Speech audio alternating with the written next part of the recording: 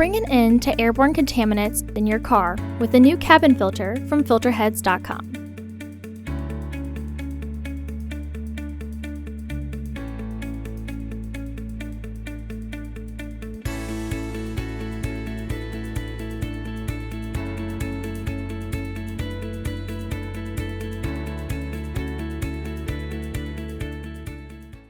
The cabin filter is located on the passenger side of the vehicle, behind the glove box. Open the glove box. Unhook the dampener arm.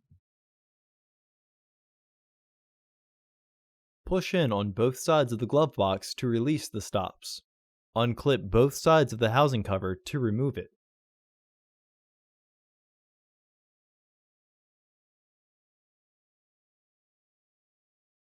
Remove the old filter from the housing and clean out any debris inside. Install your new AQ1223C filter into the housing, with its airflow indicating arrow pointing down.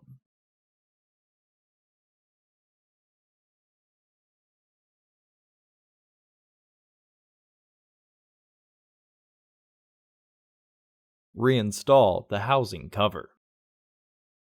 Partially close the glove box to re-engage the stops.